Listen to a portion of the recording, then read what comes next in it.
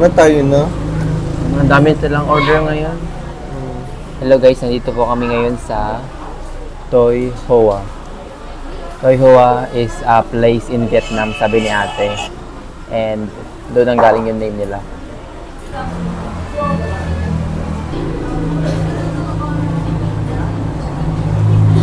Serve sila dito ng Vietnamese food, which is we call chow long, but it is really called po. We call it chow long po. And sakto ngayon kasi medyo maulan yung panahon. Sarap kasi yun, medyo mainit-init. And parang we as taga Palawan, it is like our comfort food na dito.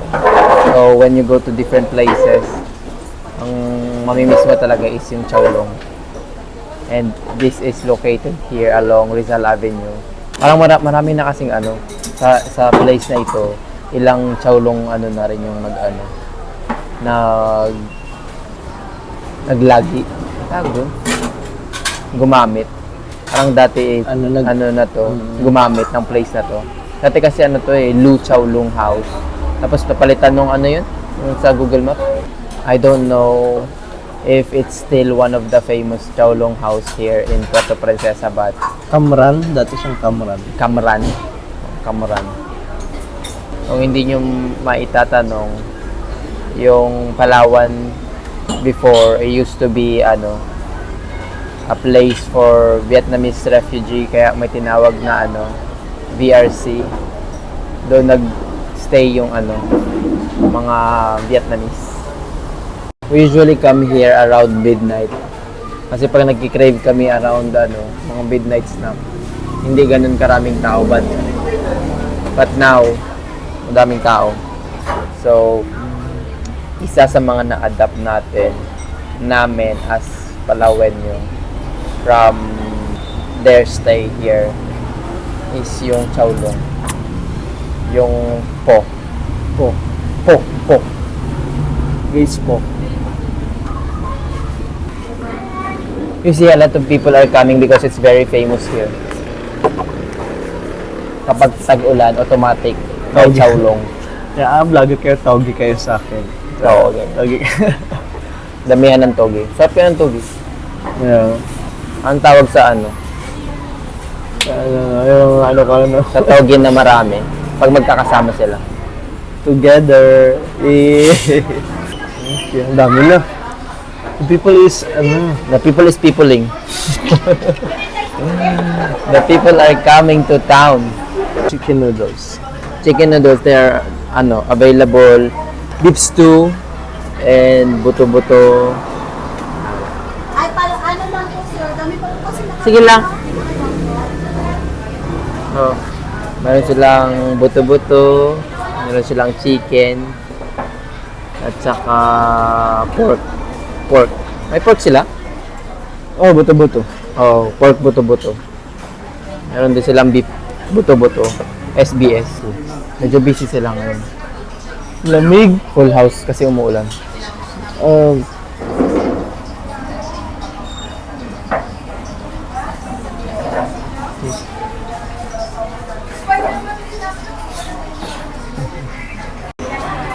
Hi, ate. Thank you po.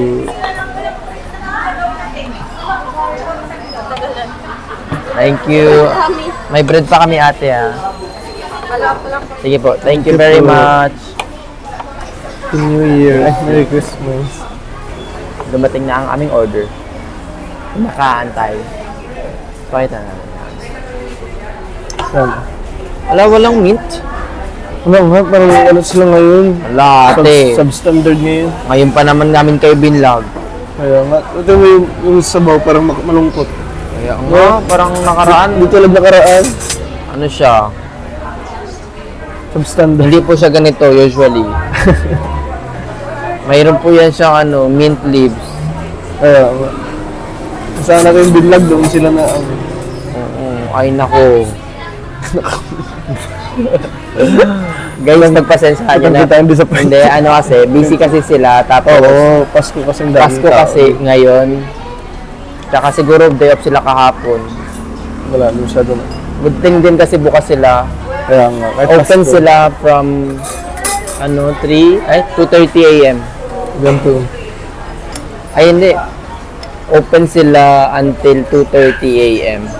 Kunti na lang din yung beef. Kasi nga, dami. Wala, ano ba? Ang dami Pero mag-share. meron pa din naman. Karain naman. Wala, ano ba yan? The Chowlong is not Chowlonging. Pero guys, usually hindi to siya ganito ka-boring. Ganito ka-boring. Oo. Masuk ng ano yun siya. Masarap yun siya. Tapos, we ask for ulitin na lang natin tong vlog. Oo. Ano lang to, first try? Part 1 na lang ito. Part 1. Tapos, mag-subscribe kayo para sa part 2, ah? No!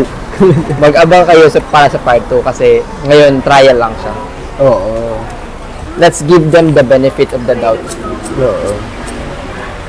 Ano lang sila? Ano lang, teaser lang. Oo. Teaser lang to. Ito yung review natin sa substandard. Oo. Oh, ang daming nalagay. Ano silang mga condiments? Pwede kang maglagay dyan. And dahil maulan ngayon, gusto natin pinagpapawisan tayo, maglalagay tayo ng chili. Times 10. Times 10. Maulan ngayon sila, boss. Wala pa yung bread. Dapat kasi yung bread isasaw-saw yun dito. Mag-subscribe talaga kayo, panoorin yung next vlog namin kasi Sarap pa nga nun. better than this. Although it's still okay, but there is something better than this. Ayan. Teka na. Let's pray, Lord. Thank you for the food, Panginoon. Thank you for bringing us here safe, Panginoon, Lord. Bless the food, magbigay kalakasan sa amin, Lord God. Forgive us for complaining, Lord God. Teach us to be grateful, Panginoon. Maraming salamat, Lord. In Jesus' name, Amen. Amen. Let's kain na. Wait. I will show them the part 1. Kasi hindi talaga yun siya ganyan. Medyo malungkot siya ngayon. Medyo malungkot siya kasi umuulan ngayon sa labas. Ayun na yung bread. Ate, ba't walang mint leaves? What happened? Kasi nakapita. Hindi nakapita. Okay. Ay, umulan.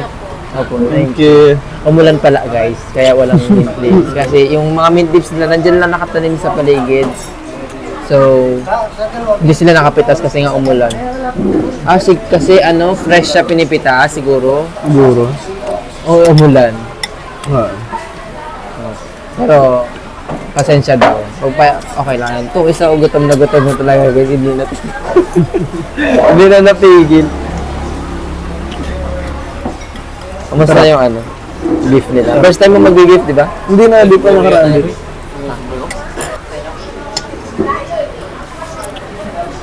So, meron silang special pag may egg. Pero pag regular lang, wala siyang egg.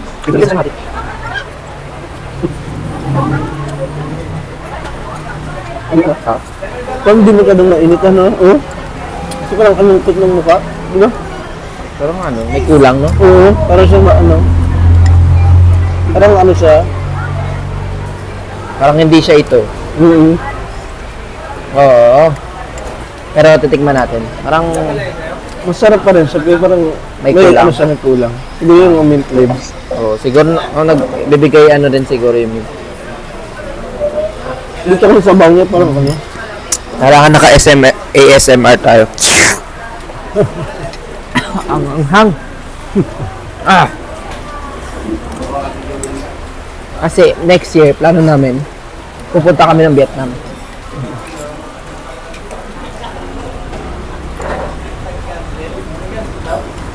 Mukhang lasa ng food yun. Yung totoong po. Ito yung bread nila. Kasi, cheese bread.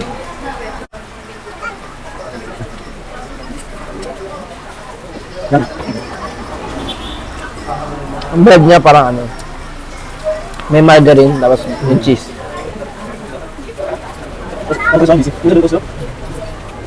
Gusto nga, parang nasa substandard nila kasi para hindi na masyadong mag-antay, no? So, dapat pa rin. Wala nga. They still deliver the best quality. Wala nga. Yung cheese hindi nagadgad ng maayos. Sa toast,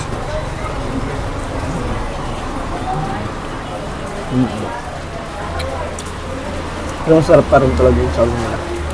Masarap siya pero may mas isasarap pa.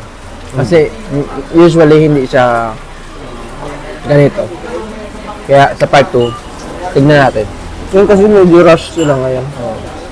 Kasi nga may hangover pa sila sa Christmas.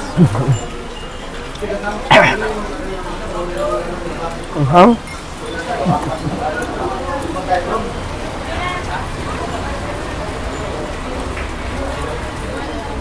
Masarap din yung garlic bread. Pero ikaw kasi hindi ka mag-garlic na. Ito lang. Kasi yung garlic nun talagang garlic eh. Buo-buo.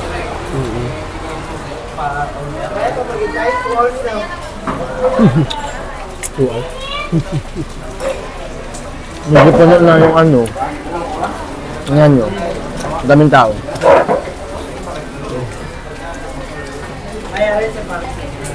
Kasi nga medyo maulan.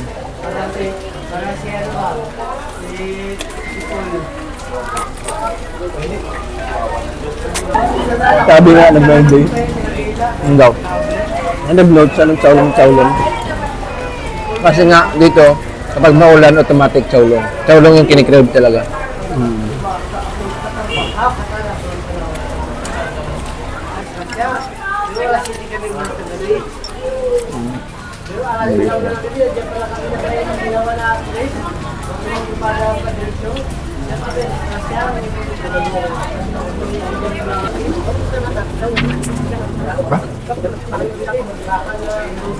Yung anghang niya, ikaw yung lalagay.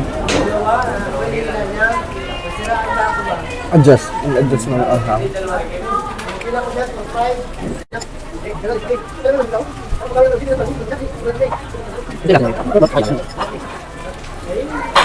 Sarap pa rin siya. Medyo ano lang. Hindi siya katulad ng mga nakaraang araw na namin. Pero sarap pa rin. Still serving pa din. Kaya yung beef nila, malambot.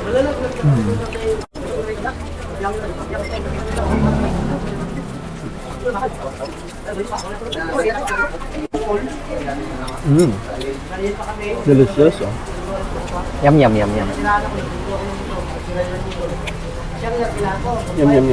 Delicious, oh.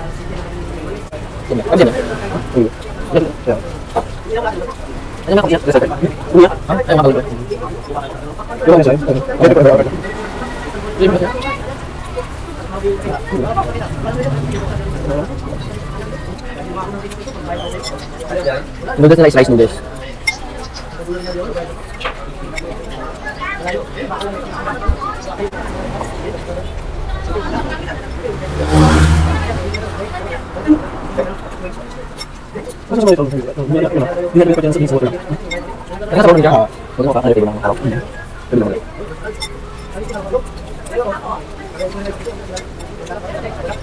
Parang yung chowlong.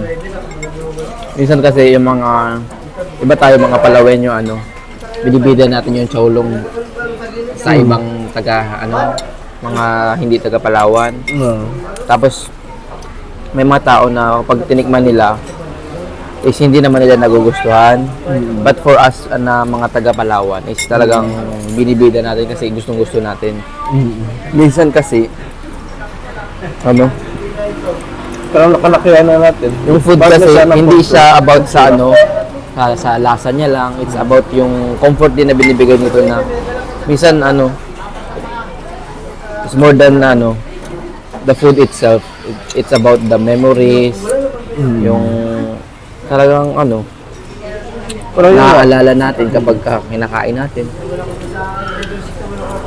That's what makes it extra special.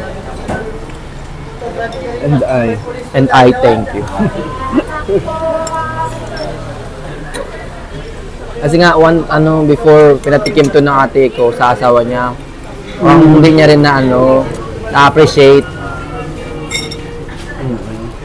Hindi ko alam kung Kasi nung kinain nila yun is ano na eh, malamig na. Parang take out lang ata nila nakain. Ay, ininit na lang. Oo, parang ganun. Nakakain ka na sa ano? Vietbil? Ang chowlong Hindi doon. ko na naalala. Ako nakapunta lang ako doon, pero hindi pa ako nakakain doon. Mm.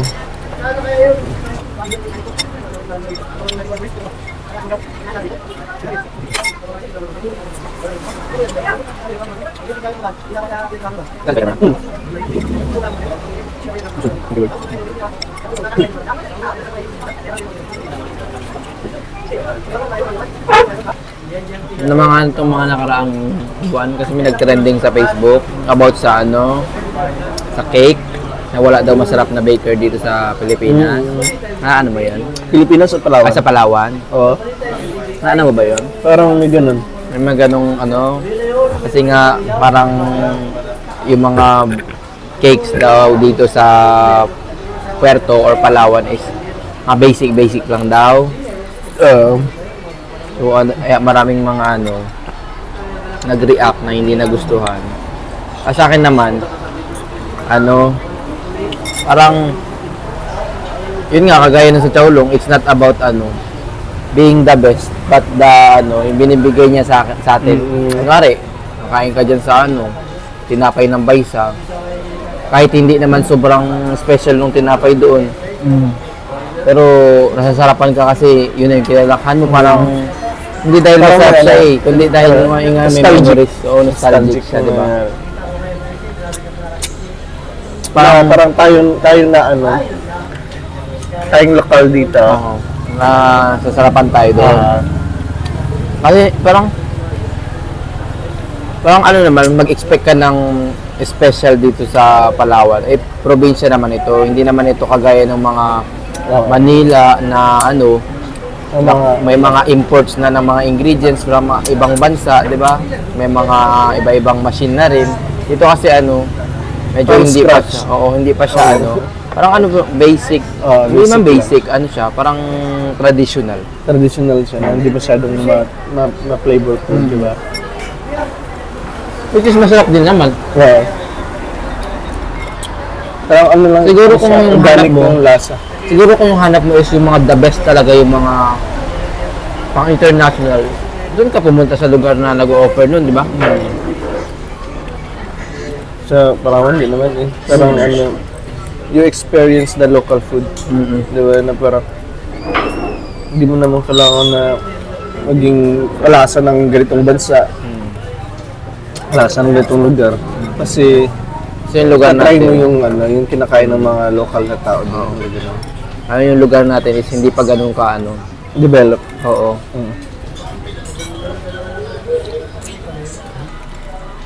From zero. From zero. Not from zero. From zero.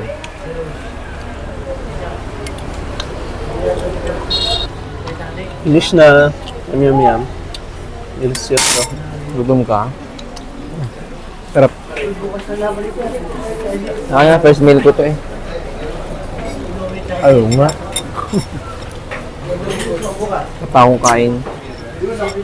Maliban sa mga ano, sweets. Iba na ba? Iba na ba?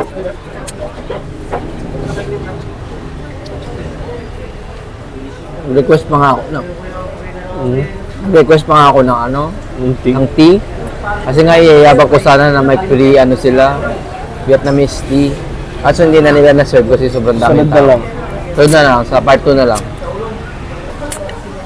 Galing daw, nakakape ngayong araw. Kaya naman, di ba? Kaya, di ba? Kinaya. Kaya man. Kayamanan. Kayamanan. Ay na yung mga mint leaves eh. Sili man ata eh. Asin na ba? Ata, ewan ko. Ang alam ko, ayaw palang sili yung sa harapan. Ayun, kalamansi. Ang kalamansi ba? I see. Oh, minute. i-play natin yung ano dyan, mga rants natin dyan sa TV nila, yung vlog na ito. Next time.